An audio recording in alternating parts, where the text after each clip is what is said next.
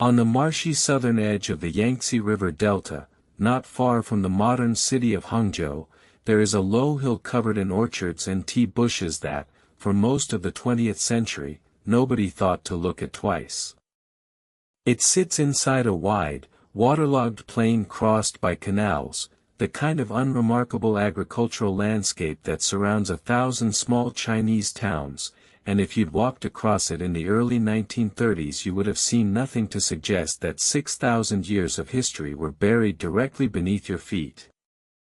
Then, in 1936, a young museum worker named Shi Xingyan, surveying a drought-lowered reservoir near the town the site would eventually be named after, noticed something protruding from a canal bank, fragments of black pottery, thin-walled, unusually fine, unlike anything documented from that part of China before. He had no way of knowing it yet, but he had just found the surface trace of a civilization so large, so early, and so quietly forgotten that it would take archaeologists most of a century to understand what they were actually looking at, and when they finally did understand it, the discovery would force China to rewrite the story it told about its own beginning. Tonight's story is about Liangzhu, a walled city with the world's oldest known large-scale water management system, a culture that carved jade with a precision modern craftsmen still struggle to fully explain, and a civilization that vanished so completely beneath the mud of its own river delta that it took until the 21st century for anyone to grasp how advanced, and how early, it truly was. Shi Xingyan's 1936 find didn't immediately register as anything extraordinary. Black pottery of a broadly similar style had already been documented elsewhere in China, associated with what archaeologists were calling the Longshan culture, a loosely defined late Neolithic tradition spread across much of eastern China, and for years the pottery from this stretch of the Yangtze Delta was simply filed away as a regional variant of the same broad phenomenon, interesting but not obviously distinct. Shi himself died young, in 1939, only 3 years after his discovery, and the site he'd found sat mostly undisturbed through the disruption of the following decade, war and famine and political upheaval leaving little room for sustained archaeological attention. It wasn't until 1959 that the site was formally given its own name, Liangzhu culture, by the archaeologist Xia and I, based on accumulating evidence that its pottery, its burial customs, and above all its jade work were different enough from Longshan material further north to represent something with its own separate identity. Even then, for decades, most researchers assumed they were dealing with a scattered collection of Neolithic village sites, sophisticated for their time in a narrow, craft-specific sense, but nothing that would have been called a civilization in the way that word gets used for early Egypt or Mesopotamia. Excavation proceeded slowly and unevenly through the 1960s, 70s, and 80s, complicated further by the political turbulence of the Cultural Revolution, and it wasn't until a fresh generation of archaeologists picked up the work in earnest in the 1980s that the picture began, gradually, to change. Jade wasn't the only material where Liangzhu craftsmanship quietly outran what anyone expected from a Neolithic society this early. In 1958, excavators working at a site called Qianshanyang, within the wider Liangzhu cultural sphere, recovered fragments of woven silk from a waterlogged pit, remains that would eventually be dated to roughly the same era as the culture's peak, making them among the oldest silk textile fragments ever found anywhere in the world and pushing back the known history of silk production in China by well over 1,000 years from what had previously been assumed. Alongside the silk, Liangzhu sites have produced finely lacquered wooden vessels and a lacquered bow, ivory carvings worked with the same disciplined precision found in the jade, and pottery thrown on a fast wool so accomplished that some vessel walls measure barely a millimeter thick, thin enough that later archaeologists nicknamed the style eggshell pottery, a level of ceramic control that wouldn't become common again in China for a very long time afterward. None of this was the output of a society scraping by at subsistence level. It was the output of specialized workshops, full-time craftspeople supported by that rice surplus, producing luxury goods for an elite whose wealth and status were meant to be seen, worn, and buried with them, generation after generation, inside a city most of the ancient world beyond the Yangtze Delta would never even hear had existed. The turning point came in 2007, when a team led by the archaeologist Liu Bin, working for the Zhejiang Provincial Institute of Cultural Relics and Archaeology, uncovered something nobody had been looking for at that scale, the outline of a massive rammed earth wall, enclosing an area of roughly 300 hectares, large enough to contain several hundred modern city blocks, and comparable in footprint to some of the better-known walled cities of early Mesopotamia built more than 1,000 years later. This wasn't a village. It was a planned city, walled and moated, built using a technique called Hangzhou, in which layers of soil were poured into place and then pounded solid with wooden tools, one thin layer at a time, a construction method that would remain a standard part of Chinese architecture for thousands of years afterward, still visible today in the rammed earth city walls of far later dynasties. Beneath sections of the wall, excavators found a foundation of piled stone blocks, some individually large enough to have required dozens of people to move, laid down first to stabilize the structure against the soft, waterlogged ground of the delta before the earthen layers were built up on top. At the city's center stood an even larger constructed platform known today as Mojayashan, rising some 10 to 15 meters above the surrounding plain, itself entirely artificial, built from layers of yellow and brown earth carried in from different locations and packed with enough care that the mound has survived largely intact for 5,000 years.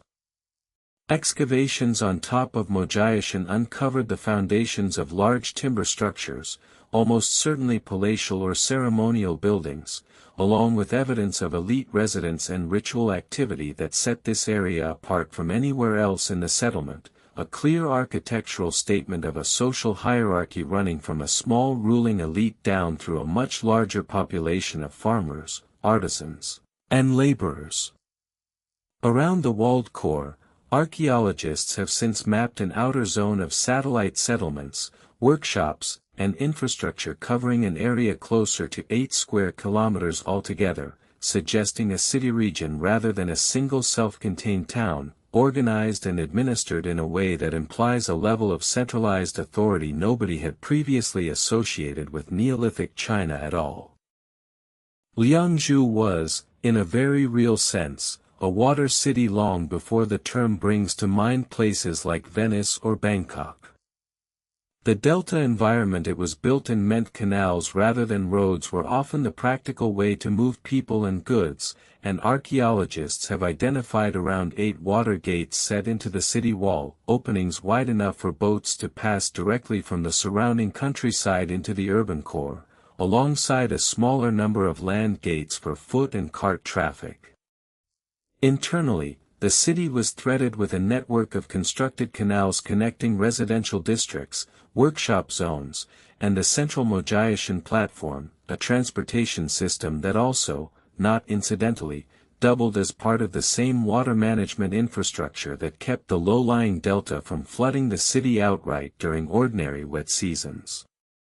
Timber remains recovered from some of these canals, along with wooden docks and what appear to be small watercraft fragments, suggest a functioning internal waterway economy, workshops receiving raw jade and stone by boat, finished goods and rice moving back out the same way, a picture of a genuinely urban, logistically organized settlement rather than a ceremonial center surrounded by loosely connected farmland.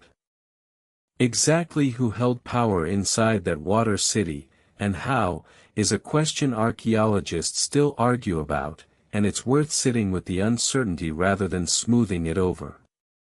The god-man and beast motif carved into so much of the elite jade strongly implies some kind of shamanic or priestly authority, or ruler, or rulers, whose legitimacy rested on a claimed connection to unseen forces rather than on military conquest alone, and the elaborate, astronomically aligned altar at Yaoshan fits comfortably with that picture of a richly grounded kingship.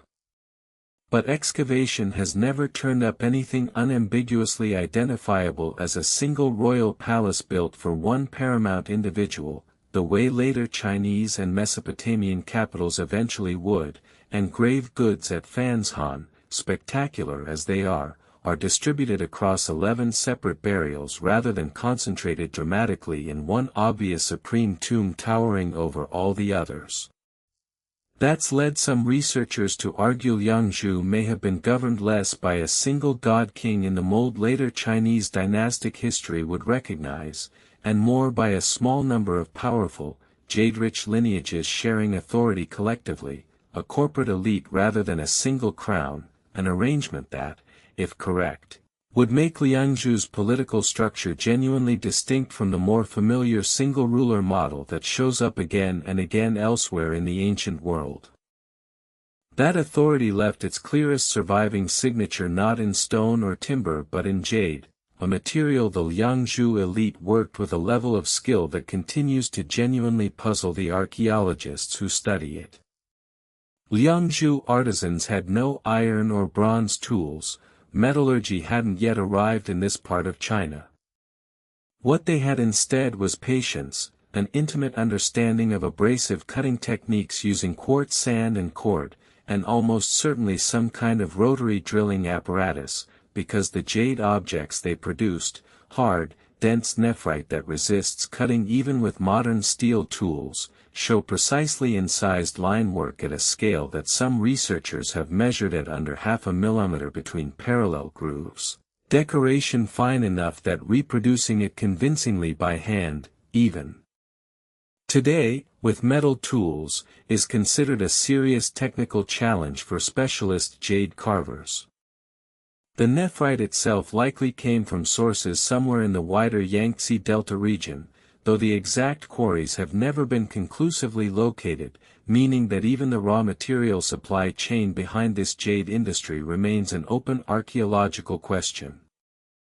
The two signature forms of Liangzhu jade are the cong, a squared tube with a circular bore running through its center, and the bai, a flat disc with a hole at its middle, and together they appear to encode a cosmology, round heaven and square earth, that would go on to influence Chinese ritual thought for thousands of years afterward, long after the people who first carved these specific shapes had been forgotten. Centuries later, the classical ritual text known as the Rites of Zhou would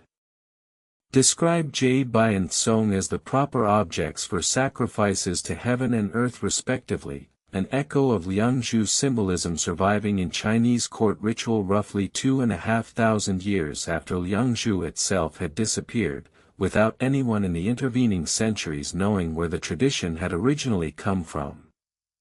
Carved into the corners of many cong tubes is a recurring image archaeologists now call the god-man and beast motif, a human or human-like figure wearing an elaborate feathered headdress, arms bent in what looks like a gesture of authority or invocation, mounted above the face of a fanged, wide-eyed creature that may represent a totemic animal or a supernatural mount. The same composite figure appears, with remarkable consistency, on jade objects recovered from sites scattered across the entire Liangzhu cultural sphere, hundreds of kilometers apart, strongly suggesting a shared religious or political ideology, a recognized emblem of legitimate authority, radiating outward from a center that archaeologists now believe was the walled city itself. Beyond the cong and bai, workshops also produced ceremonial U-axes, broad, symmetrical blades too thin and too finely finished ever to have been used for actual chopping, understood instead as symbols of military or executive authority carried by rulers rather than tools carried by woodcutters, along with elaborate strings of jade beads, plaques, and tubular ornaments recovered from elite burials in quantities that, in a handful of cases, number in the hundreds for a single individual. The clearest evidence for how tightly jade, status, and belief were bound together at Liangzhu comes from its elite cemeteries, and in particular from two sites, Fanzhan and Yaoshan, excavated primarily in the early 1980s and 1990s. Fanzhan, a burial mound built directly atop an earlier ritual platform, contained only a small number of graves, 11 in total, but graves of a completely different order than anything found in the ordinary settlement areas nearby. One burial alone, catalogued as Tomb 12, held over 600 individual jade objects, including a massive ceremonial cong, nearly 7 kilograms of solid nephrite, now regarded as the finest example of Liangzhu jade carving ever recovered, so significant that Chinese archaeologists refer to it informally as the King of Cong Yao Shan. A short distance away, turned out to be something rarer still, an altar, built in 3 concentric, differently colored layers of packed earth and stone, oriented with apparent care toward astronomical alignments tied to the solstices, with burials cut directly into its structure afterward, suggesting the site combined a function as sacred ritual ground with its later use as an elite cemetery, the two roles layered on top of each other much as the platforms of Mojayashan itself were layered and rebuilt over generations.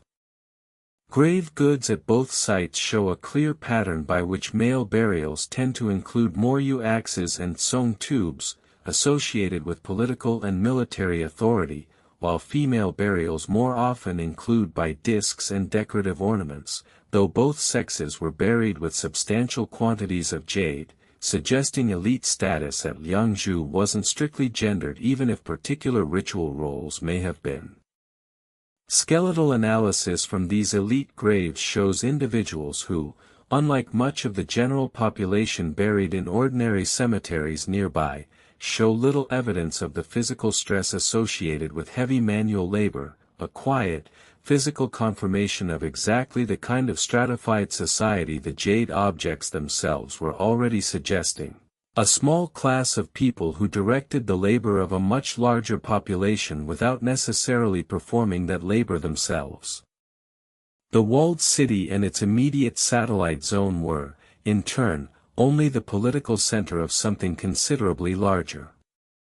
Survey work across the Yangtze Delta and the hill country surrounding it has identified well over 100 sites sharing Liangzhu's characteristic pottery, jade, and burial customs, spread across an area covering tens of thousands of square kilometers, forming a settlement hierarchy of smaller regional centers, each with its own secondary elite burials and its own local jade and pottery workshops, all apparently oriented politically and religiously toward the capital at the center.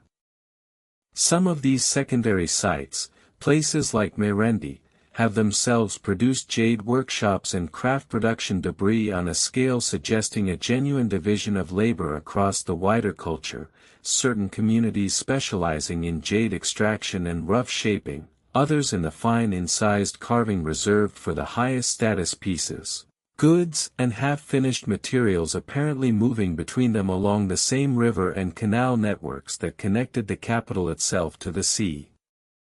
It's this scale, a coordinated network of dozens of communities recognizing a shared elite ideology and a shared capital, rather than any single monument in isolation, that ultimately convinced skeptical archaeologists that Liangzhu represented an early state rather than simply an unusually large and wealthy village. Sustaining a city of this scale, and a governing class this elaborate, required more than jade and ceremony. It required food surplus reliable enough to free part of the population from farming altogether, and rice, wet field rice cultivated in the waterlogged paddies of the Yangtze Delta, was the engine that made everything else at Liangzhu possible. Archaeobotanical work at sites within the Liangzhu cultural sphere has recovered enormous quantities of carbonized rice, most strikingly at a site called Maoshan, where excavators uncovered the remains of an extensive, carefully leveled paddy field system crisscrossed by irrigation and drainage ditches, together with a separate storage pit that alone contained an estimated tens of thousands of kilograms of carbonized rice grain, direct physical evidence of an agricultural surplus large enough to be stockpiled centrally rather than simply consumed household by household. Organizing paddies, ditches, and storage on this scale implies collective planning stretching well beyond individual families, coordinated labor, and shared infrastructure of exactly the kind that a centralized authority would have needed to establish and maintain, and estimates of the total population supported across the wider Liangzhu cultural region during its peak, based on the density and distribution of known settlement sites, run into the tens of thousands of people at minimum, a genuinely large concentration of population for anywhere in the Neolithic world 5,000 years ago. That surplus supported not just the ruling elite and the artisans who carved jade full-time, but also, it now appears, the largest engineering undertaking Liangzhu produced, one so vast that archaeologists somehow missed it entirely until less than a decade ago.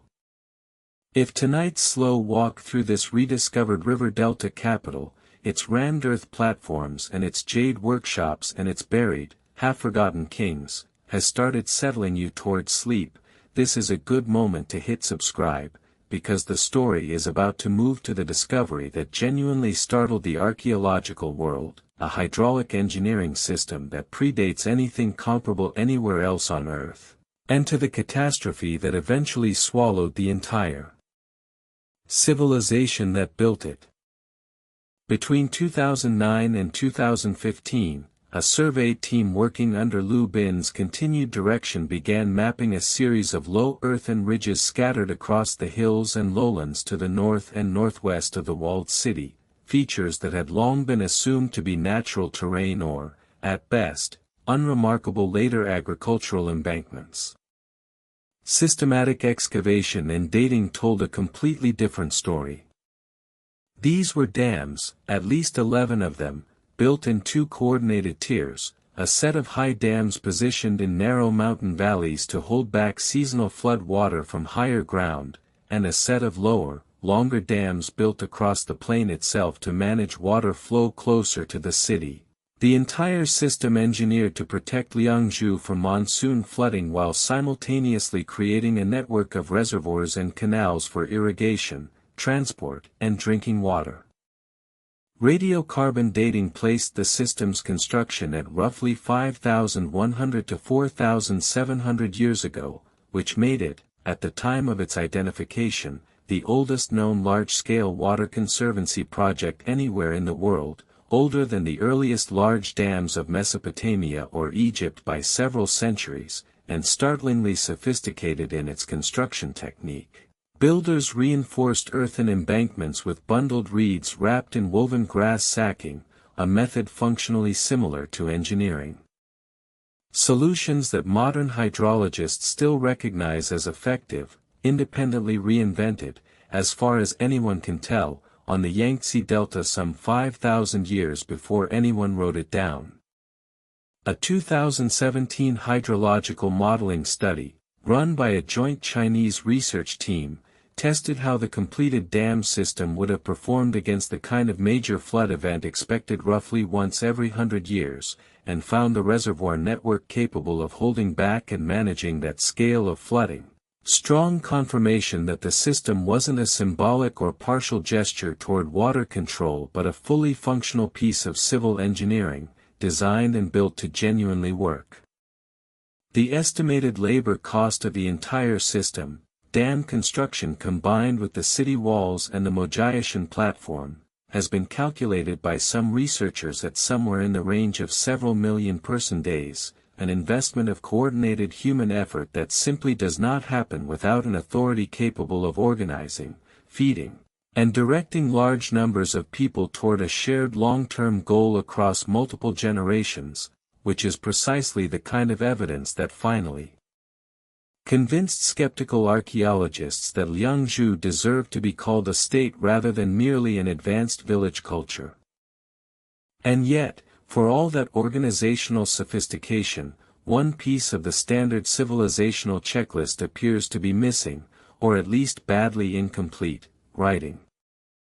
Liangzhu produced no deciphered texts, no administrative archives, no king lists carved in stone. What it did produce, scattered across pottery shards and a handful of jade and stone artifacts, is a set of several hundred recurring incised symbols, geometric marks, stylized animal and plant forms, occasionally arranged in short sequences that some researchers, most notably the epigrapher Chao Jinyan, argue look less like decoration and more like an early, undeciphered protoscript, a genuine writing system, or something evolving directly toward one that never survived long enough to mature into anything later scholars could read. Chao's own catalogue of Liangzhu symbols runs to several hundred distinct signs, some appearing only once, others repeated across multiple sites in ways that suggest a shared, understood vocabulary rather than purely individual artistic invention. The comparison researchers keep returning to is uncomfortable precisely because of how much earlier it sits. China's first securely deciphered writing system, the oracle bone inscriptions of the Shang dynasty, doesn't appear in the archaeological record until roughly 1200 BCE, well over 1,000 years after Liangzhu's symbols were being incised into pottery and jade. Whether those symbols represent a genuine forgotten script, a numbering or clan marking system, or simply a rich decorative vocabulary that never crossed the threshold into true writing remains a real, unresolved argument among specialists, and it's the kind of gap in the record, a civilization apparently sophisticated enough to need writing but missing, or never quite finishing, the writing itself, that keeps this particular chapter of history feeling less settled than the sheer scale of its walls and jade would otherwise suggest. Whatever Liangzhu was building toward, it stopped, abruptly and completely, sometime around 2300 BCE, after roughly 1,000 years of continuous development. For a long time, the end of the culture was simply a blank space in the record, an absence rather than an event, the kind of gap archaeologists fill in with cautious language about gradual decline or unclear cultural transition.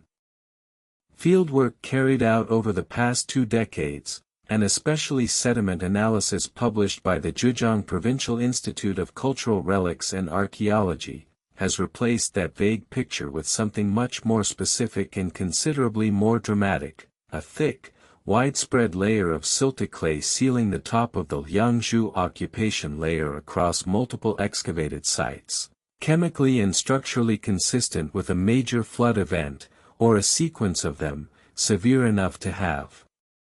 overwhelmed the very water management system the culture had spent centuries perfecting. A 2021 study led by researchers including the Austrian geologist Christoph Spodl added an unusually precise piece of supporting evidence from an unexpected source, a stalagmite recovered from a cave not far from the Liangzhu site, its layered mineral growth acting as a natural, year-by-year climate record stretching back thousands of years, showed a sharp spike in oxygen isotope values indicating a period of dramatically intensified monsoon rainfall beginning right around 4,300 years ago, a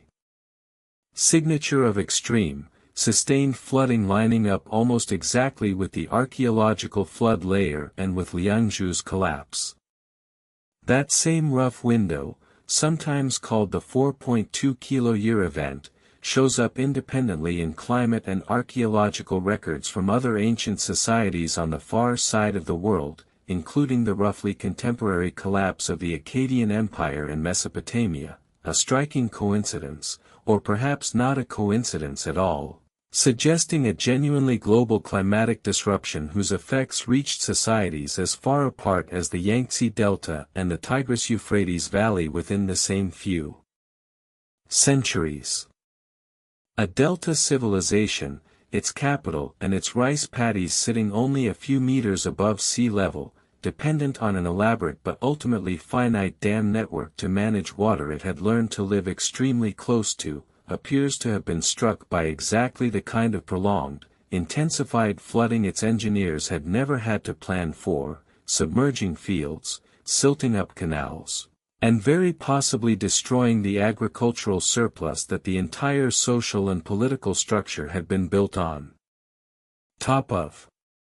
Whether the end came as a single catastrophic event or a slower unraveling stretched across a generation or two of failed harvests and abandoned fields isn't yet fully resolved by the evidence, but either way, the walled city was abandoned, its jade workshops fell silent, and the delta that had sustained one of the most organized societies of the Neolithic world went quiet and returned, over the following centuries, to marsh and farmland, the mud slowly closing back over everything Liangzhu had built. For nearly 4,000 years afterward, nobody who lived in the shadow of that mud had any idea what was underneath it, and even after Shi Xinging's 1936 discovery, full recognition of what Liangzhu actually represented came slowly and, in some quarters, reluctantly. Chinese archaeology through much of the 20th century operated under a well-established framework in which organized, state-level civilization in China began with the Shang dynasty, documented in writing and traditionally dated to around 1600 BCE, with earlier periods, including the semi-legendary Xia dynasty, treated as culturally significant but not yet quite civilizational in the fullest technical sense. A walled Neolithic city with a multi-tier water management system, monumental platforms, and a stratified elite society, dated a full 1700 years before the Shang and with no fully deciphered writing system to show for it, sat awkwardly outside that framework, and for years some scholars were openly cautious about applying the word civilization to it at all, however impressive its individual achievements clearly were.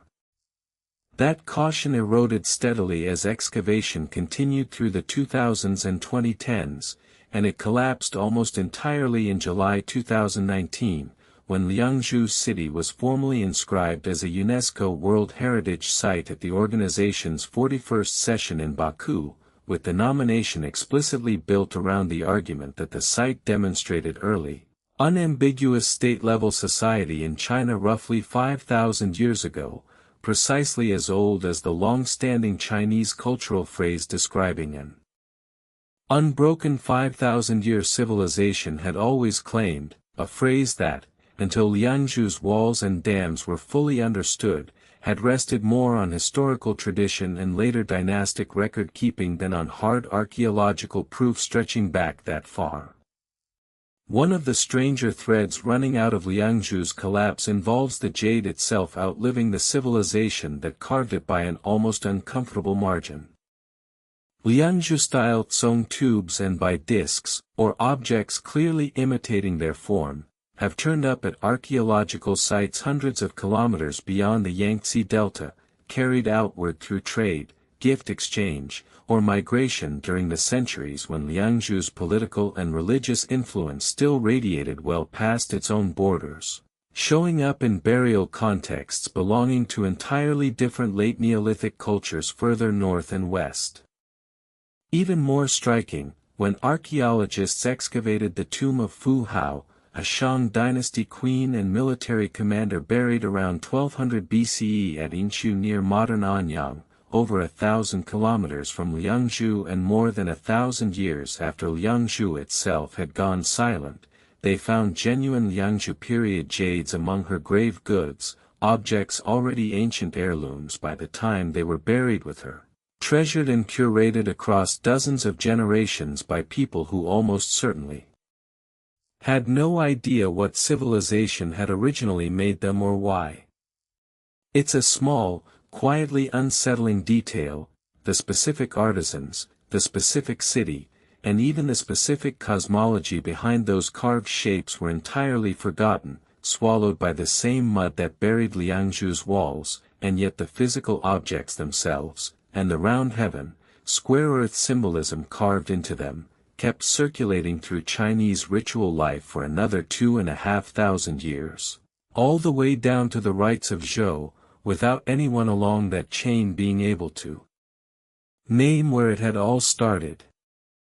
That inscription reframed Liangzhu almost overnight from a specialist curiosity into something closer to a national touchstone, and the site today sits inside a large protected archaeological park covering roughly 14 square kilometers outside Hangzhou, with a museum built to house the excavated jade, the reconstructed dam sections, and the ongoing, still unfinished work of interpreting a culture that spent most of a century being systematically underestimated.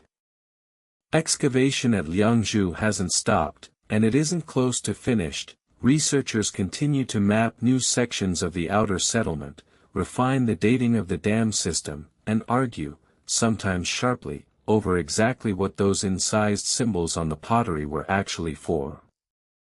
What's left, after nearly 90 years of slow, interrupted archaeology since a young museum worker first noticed strange black pottery poking out of a lowered reservoir bank, is a genuinely rare kind of historical story. Not a civilization destroyed by invaders or erased by deliberate conquest, but one quietly buried by the very river delta that had made it possible in the first place, then rediscovered so gradually, and so late, that for most of the 20th century almost nobody, inside